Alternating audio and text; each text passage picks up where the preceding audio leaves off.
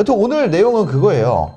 오늘 30대들 더 이상 집 안 산다. 네. 그런 기사가 있더라고요. 한번 볼까요? 파이낸셜 뉴스 기사입니다. 화면 보여주세요.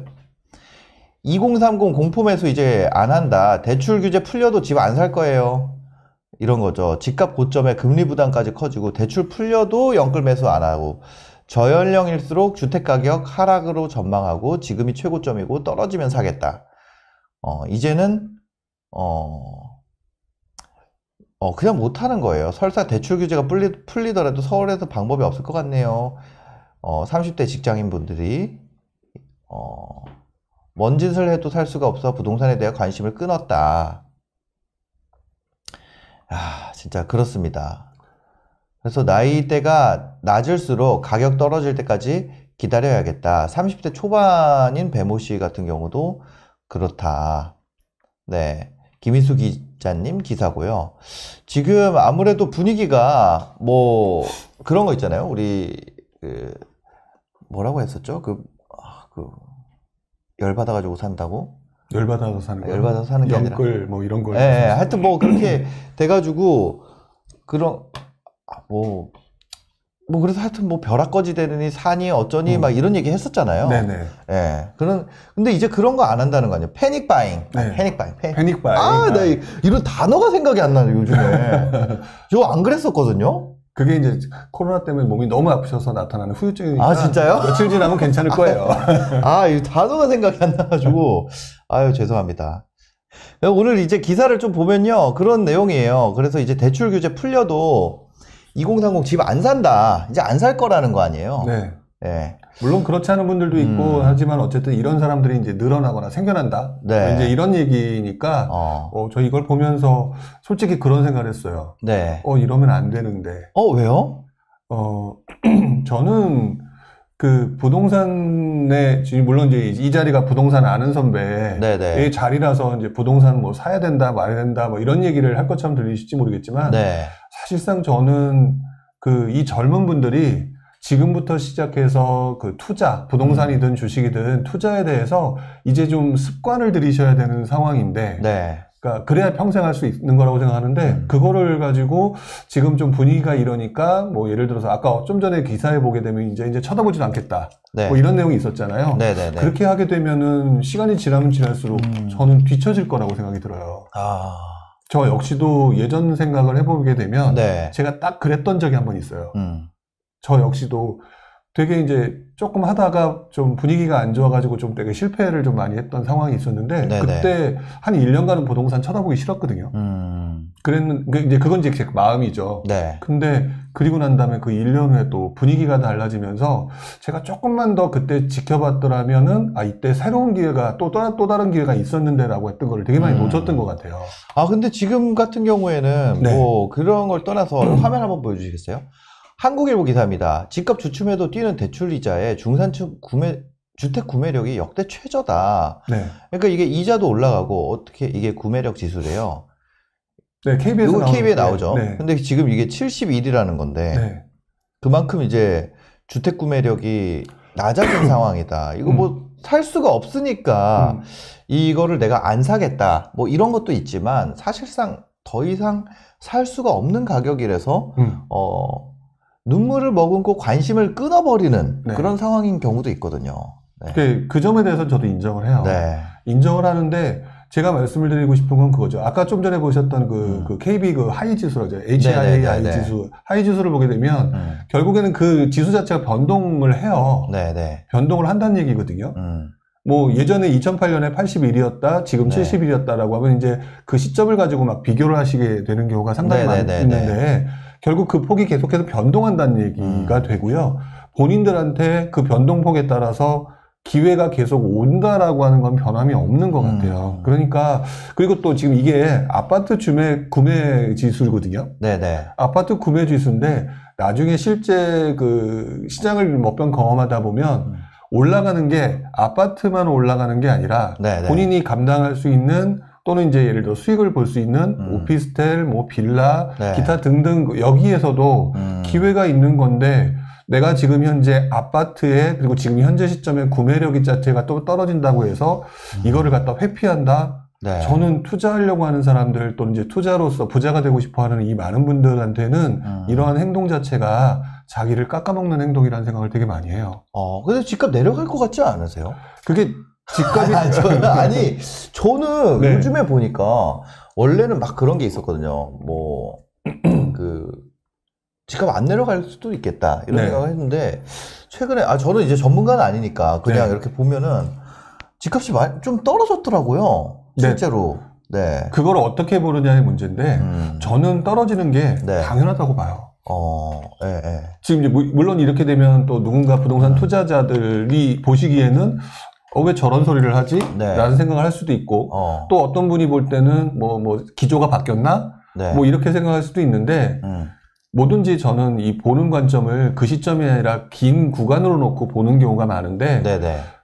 사실 지금 말씀하신 것처럼 지금 시점으로 봤을 때는 아까 조금 전에 나왔던 구매력 지수 결국 살 사람이 그만큼 수요가 줄어들고 있다는 얘기가 되고요. 네네네. 그랬을 때는 그동안 올라가면서 약간 영끌했던 사람 뭐 이런 사람들이 뭐 조금씩 힘들어지면서 내놓는 사람 그러면서 떨어지는 현상이 우리는 보통 그걸 갖다 조정장이라고 일단 얘기하고 그것이 길어지면 침체장이라고 하잖아요. 그런 현상이 오는 건 너무나도 당연한 현상이라고 생각해요. 네네네. 다만 이제 지금 현재 상황이 그렇지 않은 상승의 요소들을 맨날 우리가 얘기하는 거 있잖아요. 네. 뭐 예를 들어서 공급이 부족하다라든지 뭐 그다음에 대선이 남아있다든지 네네. 이런 것들 때문에 조금 그 사람들이 그 상승에 조금 포커스를 맞춘 사람도 있지만 저는 지금 말씀하신 것처럼 어떻게 보면 지금 현재 상황에서 너무 많이 올랐다 싶으면 떨어지는 게 당연할 수도 있다. 네네. 그리고 그 부분은 저는 그래서 요즘 금액 자체가 서울 같은 경우는 뭐 12억에서 15억 뭐 이런 게 기본이기 때문에 인력이 왔다 갔다 하는 거는 네. 너무나 당연한 현상이라고 생각해요. 그래서 지금도 사야 된다. 실거주라면. 저는 이제 제 관점이 그거잖아요. 네네네. 실거주는 전세로 들어갔을 때에 그 예를 들어 전세 가격이 오르고 내리고 하는 것 때문에 스트레스 받고 네. 또는 이제 뭐 또 다른 데 이동하는 거에 대한 스트레스 받고 이럴 바에는 이왕이면 실거주는 들어가고 나면은 그거에 대해서 올라가거나 떨어지는 그런 거에 생각을 별로 안 하니까 네네. 그냥 편안하게 속 편하게 사는 게 낫다라고 말씀을 드리는 거죠. 근데 관심이 되게 많아서 이 진폭이나 이런 것들을 계속 관찰할 수 있다. 네. 그러면 이분들한테는 전세 들어가는 게 나을 수도 있다는 생각을 해요. 제가 생각할 때는 저는 사실 뭐 전문가는 아닌데 지금 투자하는 분들은 네. 저 진짜 그냥 네. 투자로는 좀 살만한 것 같아요. 실거주는 아닌 것 같아요. 왜냐면 네. 그냥 저 개인적인 생각이에요. 뭐냐면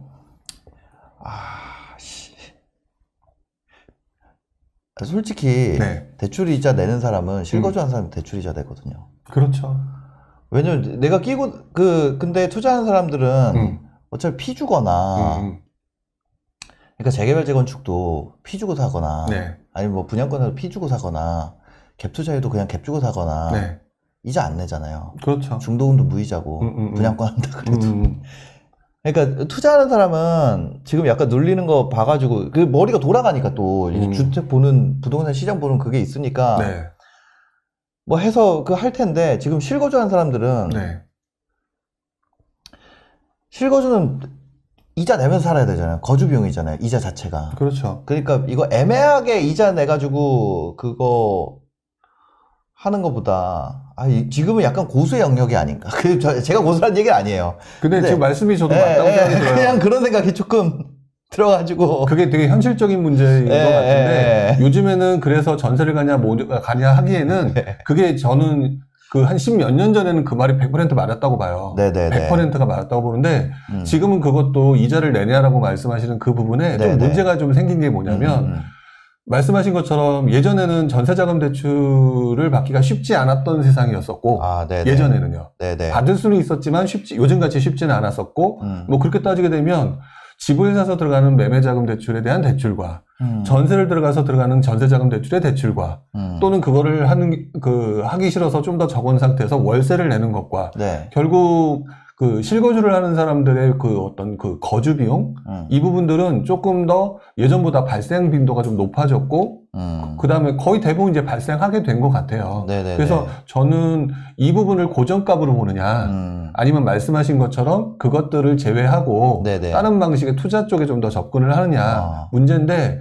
지금 투자하시는 분들도 사실상 그 접고 예를 들어서 뭐 심지어는 자금을 만들기 위해서 월세로 들어가시는 분들이 있잖아요. 네네. 그 월세로 들어가신다는 얘기는 결국 그분들도 투자 자금 큰 그 비용을 만들기 위해서 월세라고 하는 부분을 비용을 또 부담하시는 문제거든요. 네네. 그러니까 저는 그 실거주 하시는 분들한테는 사실상 요즘에는 거주 비용이라는 게 그게 이자든 월세든 간에 발생을 하는 것 같고 그러니까 그거를 고정값이라고 봤을 때는 네. 좀 편안하게 선택할 수 있는 거를 해라 라고 하는 차원에서 말씀을 드리는 거예요. 네. 그리고 또 대출이자 자체는 요즘 워낙 많이 올라간다 막 이렇게 얘기를 하니까 지금 걱정들을 되게 말씀을 많이 하시는데 네. 그냥 올라간다에 대한 걱정 부분만 생각하실 게 아니라요. 그 구조 자체가 네. 금리가 올라가게 되면 첫 번째로 여러분들이 뭐 힘들어서 아우성을 치게 될 거고요.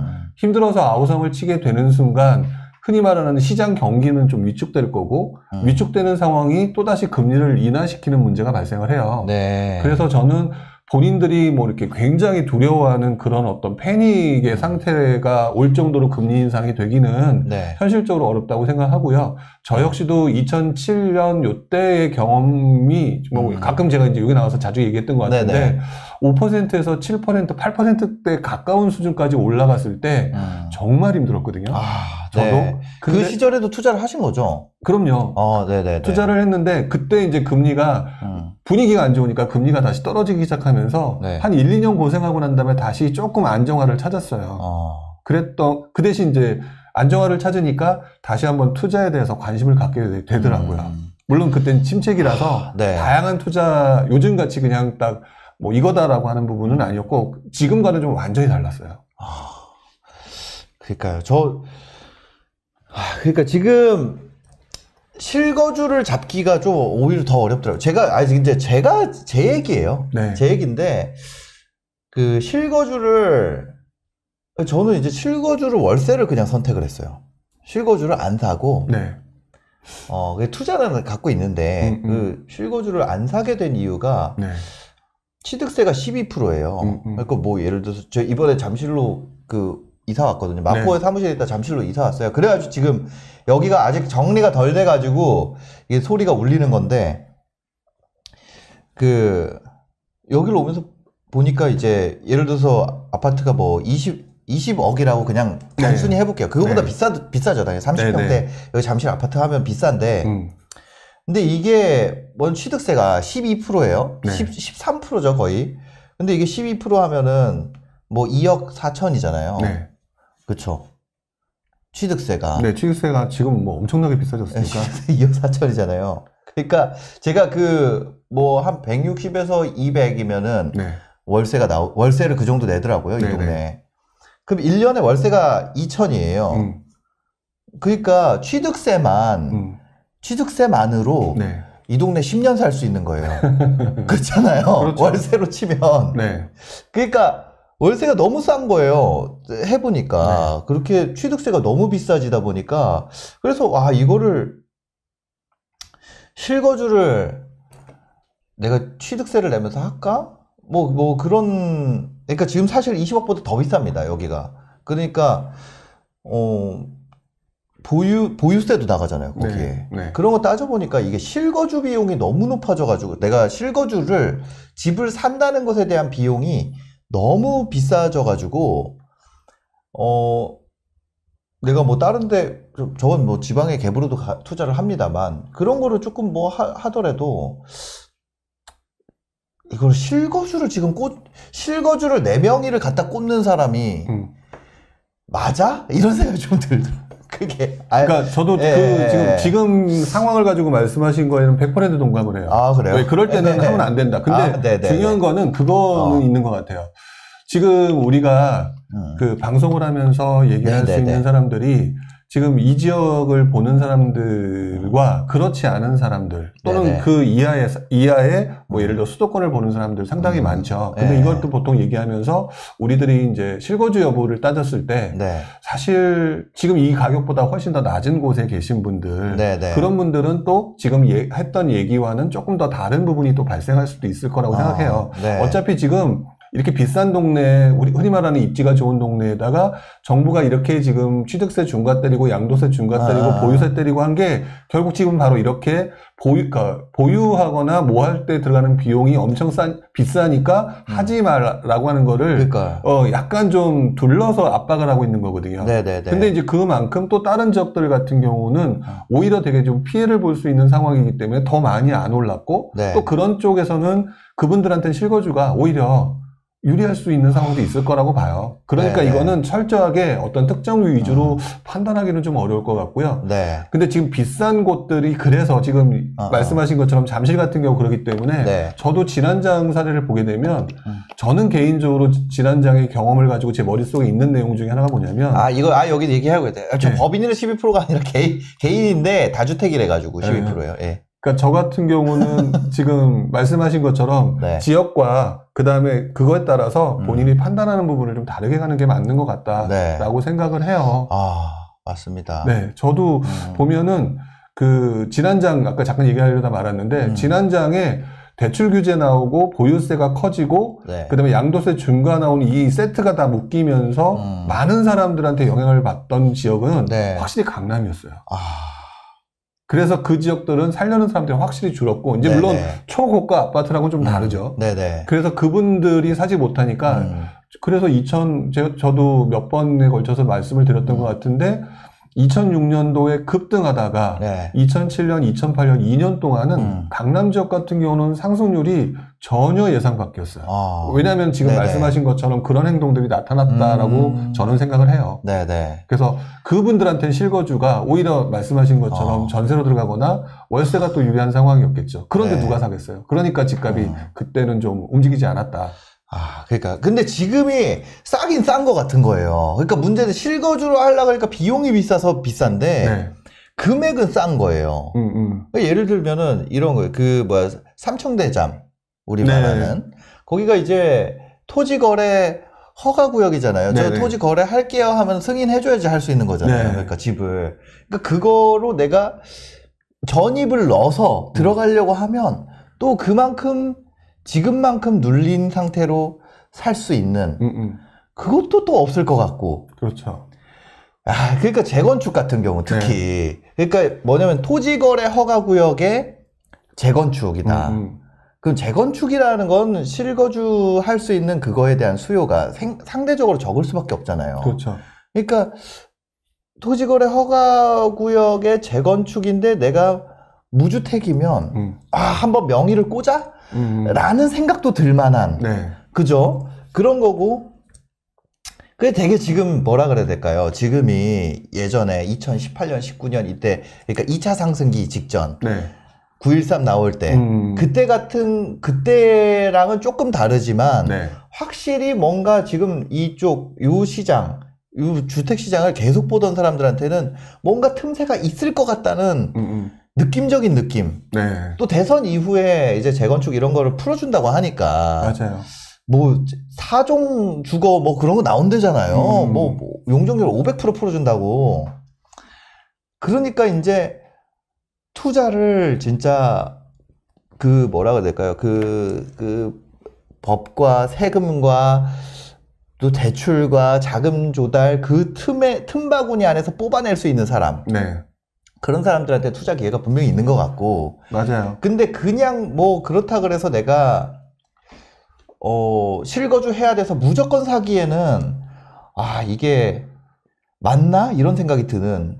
그리고 저 같은 이제 어설픈 중수. 저는 이제 약간 중수라고 사실 초보는 아니에요. 근데 이제 중수인데 저 같은 이제 중수 정도 되는 사람 입장에서는 생각해야 되는 변수가 너무 많아지고 사고 나서 보유하는 보유 비용 이런 게 너무 높아졌기 때문에 정말 이게 애매해지는 그런 참 사람마다 시장을 보는 시각이 달라지는 이런 느낌인 것 같아요. 지금은. 지금은 완전히 서로들의 시각들이 자기 입장에 따라 다 달라져 버리는 시기인 것 같아요. 네네. 그래서 저는 행팡 엄 대표님이 잠실 어디로 오셨어요? 저는 그냥 월세로 잠실 어디 모처로 갔습니다. 저는 그걸로 어떻게 좀 답을 짜볼까 짜내볼까 막 하다가 그래, 그냥 뭐 월세로 가자. 어차피 유튜버고 얼굴 알려져 있고 임장 다니면 다 아는 척 해가지고 부동산 힘드실 것 같아요. 부동산에 들어가면 아는 사람인 것처럼 해버리니까 나 진짜 너무 불편하더라고요. 이게 부동산 보러 들어갔거든요. 그러니까 네. 그냥 오셨어요 이러는 거예요. 예전부터 본 사람처럼. 나를 아는 사람인 것처럼 그러니까 그분들은 본 거죠. 이거를 더 투자를 할 수가 없어요. 저는 이게 좀 너무 불편하더라고요. 저 그런 생각도 했어요. 좀 유튜브를 줄이고 좀 부동산을 보러 그런 생각도 들었습니다. 하여튼 뭐 중요한 건 아니고요. 네, 넘어가도록 하겠습니다. 그래서 지금 같은 경우에 실제 30대들이 이거 집 사는 거를 안 한다 이런 거잖아요. 근데 네. 관심은 여전히 가져야 된다 이런 입장이신 거잖아요. 네. 여전히 가져야 되는 게 맞는 거고요. 네네. 지금 아마 30대 분 중에서도 나름대로 뭐 촉이 좀 빨라서 고수인 분들도 있을 것이고. 네. 근데 대부분 그렇지는 않을 거잖아요. 근데 그렇지 않은 분들, 지금 그리고 좀 전에 신사임당님께서 말씀하셨던 그 수많은 그 뭐 비교 방식, 뭐 이런 거 네네. 있잖아요. 그런 것들을 생각하는 과정들이 좀 그래도 연결로 가는 과정이 있어야 되는데 지금 시장에서 이렇다니까 일로 가고 저렇다니까 절로 가고 맞아. 이런 행동을 보이기에는 네. 지금 이분들은 일단 여기서도 크게 무너지지 않는 상태에서 네. 여기서 부딪히면서 상체기도 입어보고 거기서 굳은 달도 생겨보고 이 과정들을 계속 보셔야 되는데 지금 그것들을 회피하려고 하거나 그런 분들, 그리고 지금 질문들 가운데서 항상 보면 네. 여기 좋나요 라고 질문들을 좀 단편적으로 하시거든요. 근데 그 질문들은요, 그때그때 달라고가 정답이거든요. 우리 신사임당님도 지금 네. 보면 이런 변수와 이런 변수와 이런 변수 중에서 가장 효율적인 게 뭔가 네, 이런 네, 얘기들을 네. 하시는데 저도 지금 이 유튜브를 보시는 그 30대 분들이 계시다면 지금 뭐가 좋아요라는 단답식의 어떤 결과를 생각하고 그거를 원하는 그 답을 추구하는 게 아니라 이렇게 여러 가지 변수들이 뭐가 있을까? 그리고 그 중에서 가장 효율적인 게 뭘까? 이게 흔히 말하는 고차방정식이잖아요. 네. 이런 부분들에 익숙해지셔야 된다고 생각을 해요. 네.